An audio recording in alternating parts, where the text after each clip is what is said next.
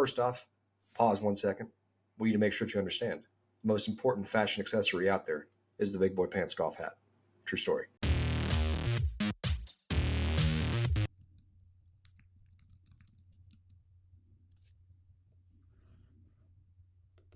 This Hypebeast article, Why Jason Day Switched from Nike to Malbon, should hopefully give us some insight as to why this whole fiasco has happened.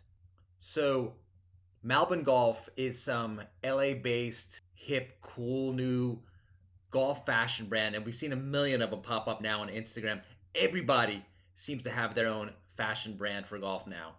But this has been ridiculous. You had Jason Day showed up with these kilty adorned shoes. When you look at kilties, these are seriously old school, and G4 still offers them on women's shoes. Fortunately, this article at least mentions the fact that Jason Day, after being signed with Nike, because it really does seem like Jason Day gave up on Nike, but I think that Nike gave up on Jason Day and asked him to go elsewhere because he fell to 123rd in the world in 2018. Not a good deal for Nike. So now you have the Malbon co-founder, Stephen Malbon. Now, obviously, I'm going to think this is going to be some very sleek, studly dude who is very hip and great fashion sense. And I'm wrong. So how did this guy whose fashion sense I would describe as, in the past we'd use the word slob, put this whole deal together? And is it good for Jason Day? Hype Golf asks, how does Jason Day align with the Malbon brand? Slob guy. I have always been a big fan of Jason and have a lot of respect for who he is on and off the course. He is relatable, unapologetically himself, as are all Aussies, and embodies the ethos of Malbon.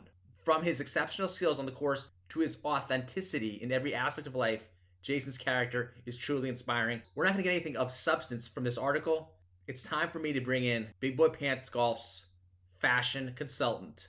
And folks, without further ado, I've got the Big Boy Pants Golf fashion consultant on. One of the most important things to think about with the new year is what your wardrobe for the golfing world is going to look like this next year.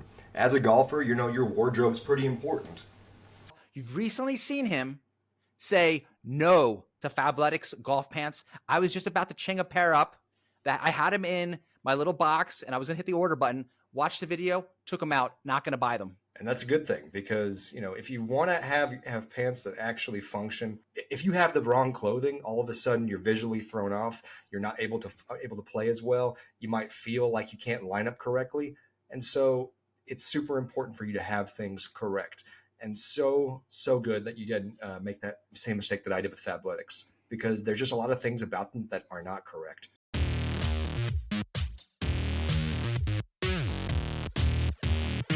It's very strange. We got Jason Day. Now, in 2017, he got a $100 million deal from Nike. So he doesn't necessarily need to sport these Malbon clothings, which everyone is ragging on him about on Twitter. I think the one phrase from one of the announcers is, there's too much fabric. The pants are just ginormous. He looks like he's got John Daly's hand-me-downs. What is going on with this guy? And we're also going to have to get into his Aussie compatriot, Adam Scott. You know, look, I don't know what it is with Australians. Guys, we need to have a serious talk because some of your best players, you make some amazing golfers, but other than Greg Norman, none of you guys know how to dress. I mean, hey, we love Cam Smith, but let's be real. The mullet is a meme, not an actual fashion statement, which is okay. It makes him distinct. It makes him obvious. We can spot him from 75 yards away. So in a way, it works. But when you got guys like Jason Day, what you're talking about, who Jason Day has always been a well-groomed, well-polished man. You know, wearing the Nike gear, which is always very clean, very, very smooth. That's one thing I like about Nike, is that they're not very in your face. They did one of the smartest things, by the way. They realized with golfers that they have their back turned to them so much more. So they started putting their logo back here on the back right shoulder, which made it to where you see it during their downswings, during their off swings. So intelligent when they did that, by the way. Love that, Nike. That was really smart of you guys. But then you got Jason Day all of a sudden starting to wear, like you said, this Malbon. And I don't know what their vibe is, because I look at their clothing and it makes Joel Lindbergh look amazing. Is that the goal of this entire clothing operation, is to boost the sales of Joel Lindbergh? Because, by the way, Joel Lindbergh guys is the guys who are the guys who dress Victor Hovland in all of his ridiculous outfits, where you're like, what the, is he Willy Wonka? Is that Willy Wonka on the first tee? But you're right. Jason Day showed us this week at the tournament, the Century Tournament of Champions, arguably one of the most important tournaments of the year. It's the first tournament. There's literally nothing else competing against it as far as primetime viewership slots. No football, no baseball, nothing really. Maybe some basketball games, but nobody watches basketball this time of year anyway. And you show up at this tournament, which is a small field tournament, wearing these MC Hammer parachute pants. It's just so odd because think about how much Nike has dumped into Jason Day. 2017, they sign him up. He's only won 3 times since then. And the last one was last year, kind of out of nowhere in a lesser field event. So no one really cares anymore. The shine is gone on Jason Day. And this is a guy who, to me, he's never been a super fashion guy, because I saw him after one tournament and they're asking him, hey, what sweater are you wearing? And he said he got his sweater at Target. Totally normal, totally humble guy. But he's not the John Daly character that can pull this look off. Right. You need to have somebody whose personality is louder than the clothes. You cannot. There are guys that when they're young, they can come out and be bold, be brash. Ian Poulter always had the wild pants, but he had the wild hair and the wild comments to match. Ricky Fowler would dress in complete all orange, and he had that bold Bieber haircut going on before Bieber we even knew what a Bieber was. He was out there making stuff happen, being bold, being brash, doing the music videos with Bubba Watson, where Bubba Watson, they're making fun of the fact that he's got, ridiculous chest hair, which he does. And you've got all these things going on. And then you got, guys like Victor Hovland, who, again, he's not being bold as far as himself. His clothing choices aren't being made by him. Joel Lindbergh will literally publish what he's wearing the entire week before, because they literally just lay it out for him and say, hey, you're wearing this, and you're wearing this. But Jason Day's personality, you're exactly right, is not a loudmouth, brash personality. He's not somebody out there like Miguel Angel Jimenez, smoking a stogie every single time he's taking a swing and then doing a little dance, a little shimmy afterwards. He's not Chichi Rodriguez, sword buckling his putter out there. He's Jason Day. All around good guy, all around good person, somebody you always root for. But he always had the very muted, simple, classy Nike look. That's what Nike always had, the very simple, classy look. And real talk, pants.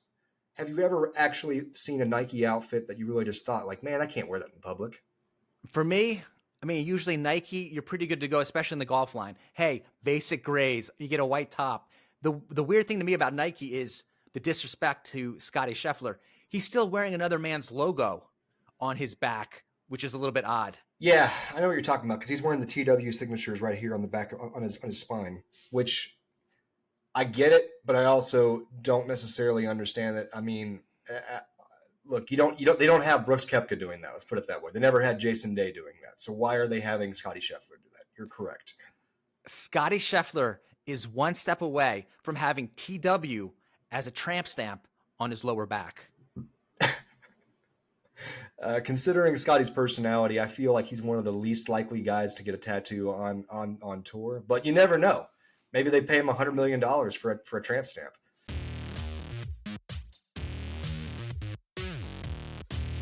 I'm glad you brought up Victor Hovland, and you also brought up Ricky Fowler. Now, you can see with Ricky Fowler, obviously, when he was in his mid-20s, he dressed a certain way, and now he's mid-30s. He doesn't dress like that anymore. Victor Hovland, I'm going to give the guy a pass because he's mid-20s. He's not making his own choice, but bare minimum, the clothing kind of fits.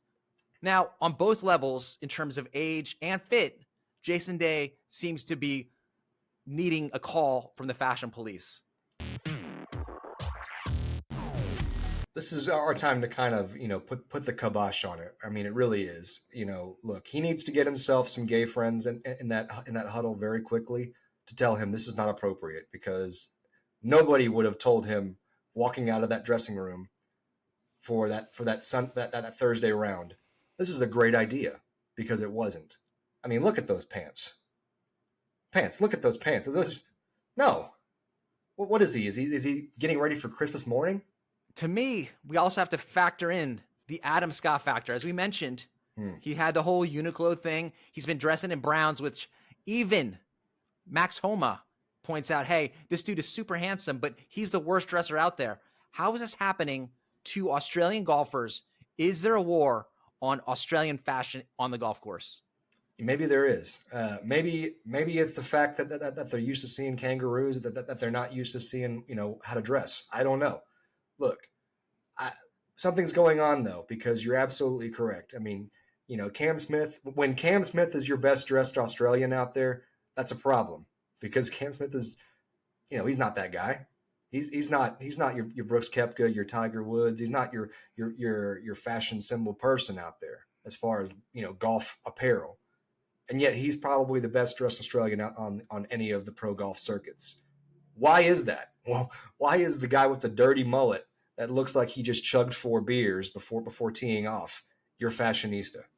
So we've got pretty much Cam Smith leading the fashion charge. He's interestingly dressed always in the Penguin brand. Now you Yeah, got Jason Day and Adam Scott as probably the worst dressed guys out there now. Same country. It's not that many people in that country. Do you think that Australia should step in just like China has done with banning effeminate men? Not saying these guys are effeminate, but do you want the new generation of Australian golfers to see these guys and the way they're dressing? Do you think that inspires them or turns them off of golf? if you took some players out there and gave them some really awkward attire, it doesn't work. You do become a meme in your own way. Let's be real. Did you ever take Jesper Parnevik seriously? No, because he had the flipped up cap the whole time. Yeah, the cap was flipped up, so you knew who he was. When you saw him, you knew exactly who he was, but you never took him seriously. When you have something about you that becomes the actual meme that speaks louder than your actual play, that to me is not a good sign for your overall career. I think Jason Day is far enough along to where it's not going to impact him long term. Adam Scott kind of the same way. Maybe they're both getting an early start on their senior golf look and legacy because they are in the last 10 years of their mainstay PGA careers. They are. I wonder if what we're currently seeing is actually a full blown microcosm event that just scaled down for Adam Scott's bad dress matriculating into the Australian golfer world. The only time I've seen fashion like this that I might wear is there's a guy on Instagram who gets old thrift blankets and makes them into overalls and hoodies. And that thing is kind of cool because you could have like an elk that would usually be on a throw rug, but you're wearing it. I would still do it kind of, as it's you're laughing, you're having a good time. I wouldn't bring that on the golf course. Now, granted, maybe this is intentional to where everyone's talking about his dress and no one's going to talk about his play. Well, that brings me to the next point. Do you think, like some people are suggesting, that any publicity is good publicity? I'm of the opinion that you can put something out there that's so bad, you just kill your brand overnight. Yeah, same here. I mean, granted, this is not bringing guns in strip clubs or continuing to violate the team's policies of bringing guns on airplanes, but there are things that I think you need to be very important and mindful of. Golf is not a team sport. Yes, Live Golf has the team aspect of it, but at the end of the day, you are still marketing yourself, the individual. You, the individual, are the center of your entire marketing experience. You're the CEO and product of your own corporation. And so Jason Day, I've always looked at him as a well-dressed guy from being with Nike, and this is just a huge downgrade in my opinion. I don't know how much they're paying him off the top of the cusp, but better be a lot because this is looking like crap. What if you're also another sponsor of Jason Day, and now he's not wearing the clean Nike lines, and he's Ooh. wearing this? He's basically wearing a clown's outfit without the wig. So the only big other sponsors that I can think of for Jason Day are going to be Motive, DeWalt, and Motive and DeWalt, which are on the hat, and then there's also Bridgestone, which Bridgestone is his actual golf ball and clubs company. I don't see this being a problem for Bridgestone because Bridgestone, they've got who they want to get. I mean, they are not chasing 100 athletes. They have Tiger Woods, they have Freddie Couples, they have Matt Kuchar, and Jason Day, and that's pretty much their lineup. They have like 5 or 6 guys, and then they also have Saint Andre, the comedians, in their social media. You know, because everyone has to have a social media person now, like an actual like good type personality. The guys who might be bothered by it would be Motive or DeWalt, but again, do they really care? I think they really just care about getting on television, like being on television. So if Jason Day's playing good, they don't care. I don't think. But this could deter somebody else in the future. You know, maybe there's a more social conscience or like, you know, fabric and image conscious brand out there that's just starting up. This could definitely be a killer if like some startup brand wanted to sponsor him that needs like something they want to be something that looks good with their logo. So who knows? Do you think that Malbon next year is boasting about increased sales, or is it one of those don't come in the store closed? I don't know. Look, Loudmouth has boasted large sales ever since John Daly has been a part of that group. But that's John Daly, and John Daly's brand is the I don't care, f you, I'm cool, you're not kind of vibe. That 1980s let's get a 6-pack and go to the golf course vibe. Is Jason Day that vibe for Malbon? And what is Malbon trying to represent? I don't understand.